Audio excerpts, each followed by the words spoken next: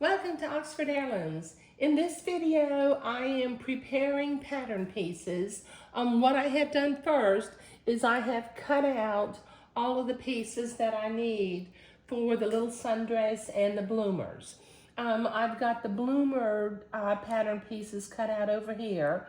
I've got 13 3/4 inches cut out a 44-inch wide batiste for the skirt of the dress.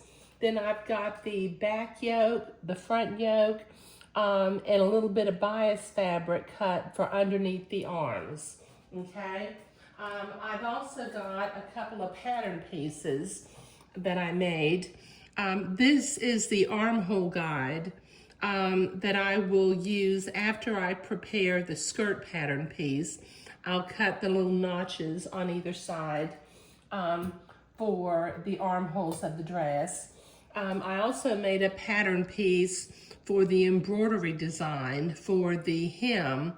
This is going to go in the center front of the hem, so I'll put that with my skirt pattern also. Okay, now as you may be able to see, I've got some embroidery that I need to do, not on the lining, but on the outer part of the front yoke and of the back yoke. I've got the position of my 2 buttonholes, which I will do later.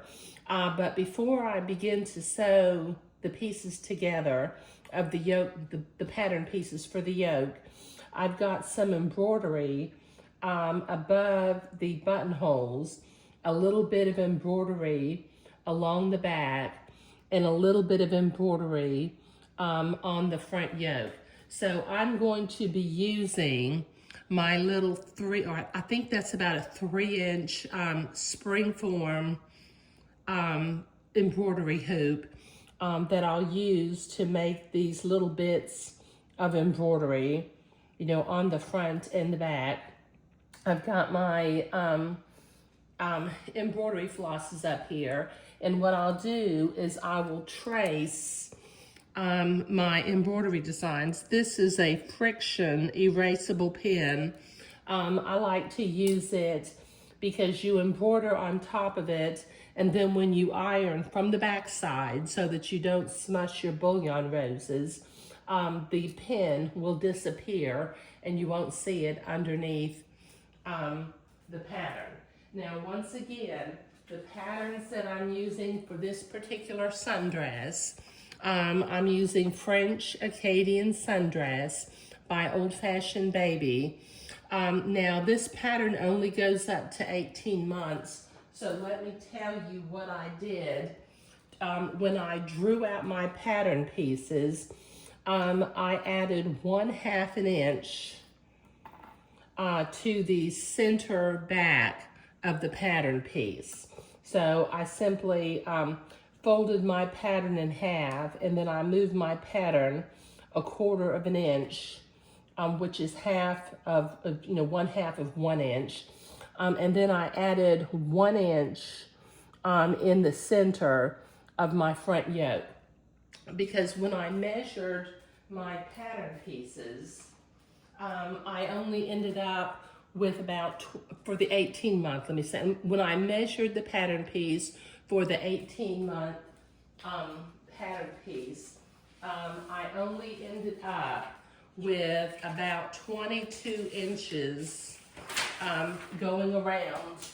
I ended up with 22 3/4 inches going around, but I want it to be 22 inches, so I needed to have a little more slack going around the chest. That's why I added 2 inches to that. Well, actually, I added 3 inches. I added 1.5 inches. Okay, so I added 1 inch to the front yoke piece, and I added 1/2 inch to the back of the back yoke piece. Okay, so, but if you have any questions about that, since I have recreated the 24-month yoke and the front yoke and the back yoke, the bias strip didn't change.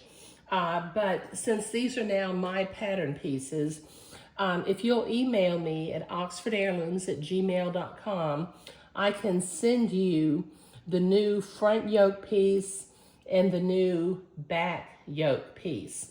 All of the other dress pattern pieces on the French Acadian Sundress will remain the same. The only thing I changed was the front yoke and the back yoke. And like I said, if you'll send me an email to oxfordheirlooms@gmail.com, I will create a homemade PDF of the front yoke and the back yoke, and I can email that back to you real easily. Now, my pattern pieces, which I simply will scan, have a 1-inch true grid marking on it, so you'll be able to make sure that your pattern pieces print out the correct sizes by simply measuring the 1-inch true grid on the pattern piece. But I've got a little bit of hand embroidery to do. I need to do some hand embroidery on the front yoke, in the front center of the front yoke, and I need to do some hand embroidery on the back yoke, on the straps, and along the back. So I'll be busy doing some hand embroidery next, and then in the next video, we will begin to construct the little sundress. But thank you.